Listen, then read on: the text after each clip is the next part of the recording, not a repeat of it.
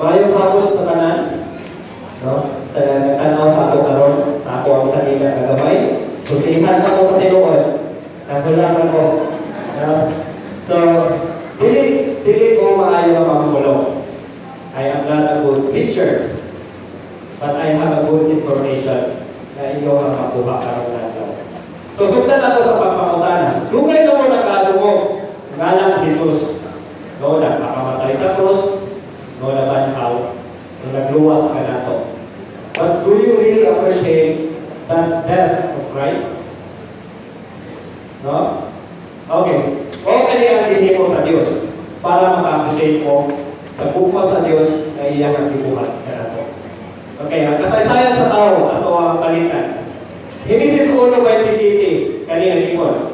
Kung gibuhat sa Diyos, ang tao sa iyang kaugalingong dagway. Sa dagway sa Diyos, gibuhat niya sila. Lalaki o babae, gibuhat niya sila. Lalaki o babae, ikaw, ako, gibuhat pa sa Diyos.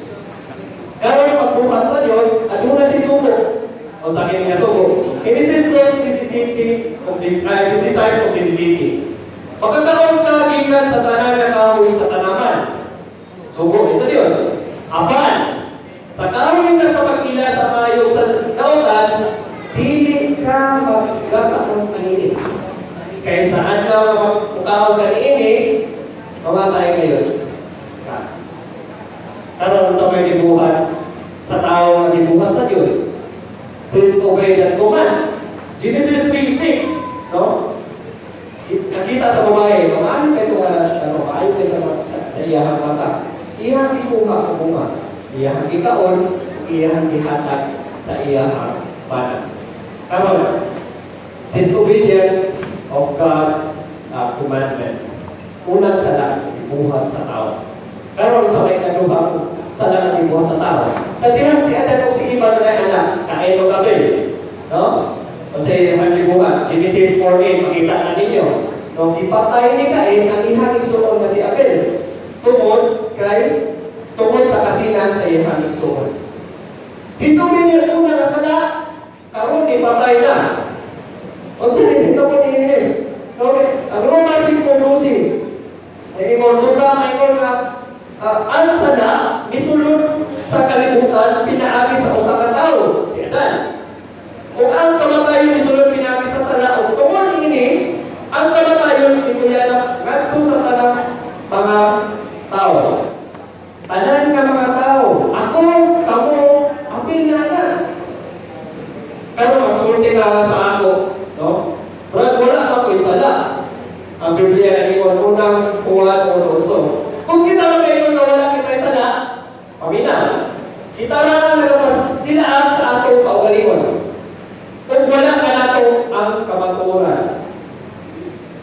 Kung ingon sa verse 10, kung kita lang ngayon na wala kita'y sala, siya atong ipakabakaton. Ang Diyos atong ipakabakaton. Kung wala ka nato ang iyang ulo. Karon, ipakabakaton mo ang Diyos, kawag kay sala. Hindi ka naman mo. Mataro ang Diyos sa tanan butang kay gibuhat lang sa Diyos.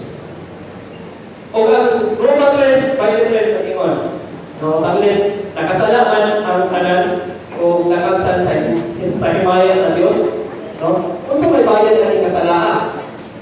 No, ang Roma 6:23 na ingon, kaya ang sumulgi ka sa sala, mao kamatayon. Karon sa may nang mamatay karon. Kaya ang bayad sa sala, kamatayon. Andam ka mamatay tungod sa imong makasala. Wala lagi ka kapatay sa imong igsoon upon you are a disobedient person. Pero ayaw ka malaka. Dili ka kinahanglan ng imong kamatayon. Hindi mo na manawat sa Diyos. No?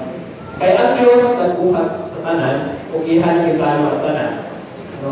Tungkol sa kumpa sa Diyos, Episode 2:4, kapan ang Diyos na madagayan sa kanungon tungkol sa iyang nakugumpa kanato, o nang nakasulti siya ang Diyos na higugma sa tipong kalimutan. Na iyang ihatag ang iyang buktong anak. Ang tanan na magkasabi kaniya, dili mahukman ang bahay ko dili magkatapon pag nabuli kayo. Gusa ang kaigsoon ang iyang anak, iyang ihatag kanato. Aron, no? represent sa ato ang mga sala nga gibuhat. Dili man mo sugod nga mamatay ta, ikamatay na to ito sa ato mga sala. Siya mismo nagdala sa ato ang sala, no? Unang Pedro 2:24, siya gayon mao ang midala sa ato mga sala diha sa iyang gawas kadto sa kahoy. Aron kita mamatay kadto sa sala ug mabuhi kadto sa pagkamataron. Pinaagi sa iyong mga samad kamo na ay. That sacrifice o nga higala tungkol ato di ka kinahanglan naman pagkamatay sa ipabalik mo. Kaya ito na may tao, ito na may ginhatag sa Diyos na magpakamatay, alam ka naman tanan. Kung sa man ninyo magkaroon, salamat na lang. Salamat Diyos. Kaya mo ginhatag at imo ang anak. Kung ginhatag at imo ang anak, kung ako magpalayon sa pagpakasala, ayaw.